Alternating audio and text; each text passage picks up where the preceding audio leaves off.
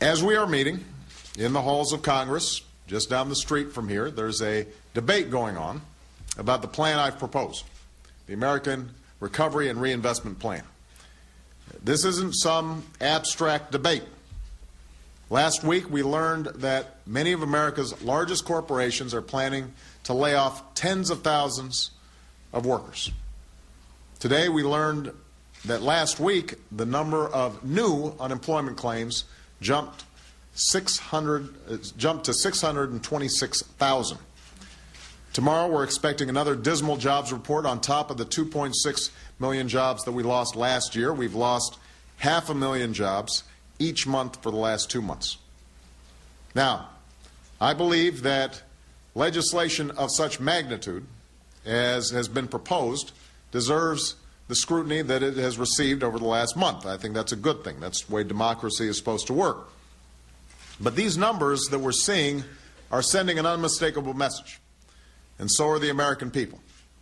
The time for talk is over.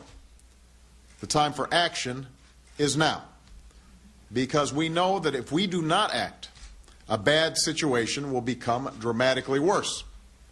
Crisis could turn into catastrophe for families and businesses across the country. And I refuse to let that happen. We can't delay, and we can't go back to the same worn-out ideas that led us here in the first place. In the last few days, we've seen proposals arise from some in Congress that you may not have read, but you'd be very familiar with because you've been hearing them for the last 10 years, maybe longer. They're rooted in the idea that tax cuts alone can solve all our problems, that government doesn't have a role to play, that half measures and tinkering are somehow enough, that we can afford to ignore our most fundamental economic challenges, the crushing cost of health care, the inadequate state of so many of our schools, our dangerous dependence on foreign oil. So let me be clear. Those ideas have been tested, and they have failed. They've taken us from surpluses to an annual deficit of over $1 trillion. And they brought our economy to a halt. And that's precisely what the election we just had was all about. The American people have rendered their judgment. And now's the time to move forward, not back. Now's the time for action. Just as past generations of Americans have done in trying times, we can and we must turn this moment of challenge into one of opportunity. The plan I've proposed has at its core a simple idea. Let's put Americans to work doing the work that America needs to be done. This plan will save or create over 3 million jobs, almost all of them in the private sector. This plan will put people to work, rebuilding our crumbling roads and bridges, our dangerously deficient dams and levees. This plan will put people to work modernizing our health care system, not only saving us billions of dollars, but countless lives. This plan will put people to work renovating more than 10,000 schools, giving millions of children the chance to learn in 21st century classrooms, libraries, and labs. And to all the scientists in the room today, you know what that means for America's future. This plan will provide sensible tax relief for the struggling middle class, unemployment insurance, and continuing health care coverage for those who've lost their jobs. And it will help prevent our states and local communities from laying off firefighters and teachers and police. And finally, this plan will begin to end the tyranny of oil in our time. After decades of dragging our feet, this plan will finally spark the creation of a clean energy industry that will create hundreds of thousands of jobs over the next few years. Manufacturing wind turbines and solar cells, for example. Millions more after that. These jobs and these investments will double our capacity to generate renewable energy over the next few years.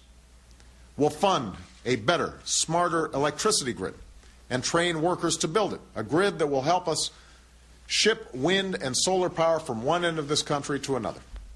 Think about it. The grid that powers the tools of modern life, computers, appliances, even BlackBerries, looks largely the same as it did half a century ago. Just these first steps towards modernizing the way we distribute electricity could reduce consumption by 2 to 4%. We'll also lead a revolution in energy efficiency, modernizing more than 75% of federal buildings and improving the efficiency of more than 2 million American homes. This will not only create jobs, it will cut the federal energy bill by a third and save taxpayers $2 billion each year and save Americans billions of dollars more on their utility bills. In fact, as part of this effort, today I've signed a presidential memorandum requesting that the Department of Energy set new efficiency standards for common household appliances. This will save consumers money, this will spur innovation, and this will conserve tremendous amounts of energy. We'll save, through these simple steps over the next 30 years, the amount of energy produced over a 2-year period by all the coal-fired power plants in America.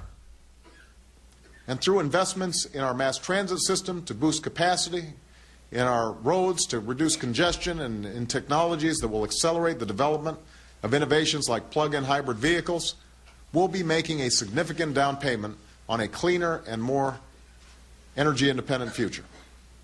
Now, I read the other day that critics of this plan ridiculed our notion that we should use part of the money to modernize the entire fleet of federal vehicles to take advantage of state-of-the-art fuel efficiency.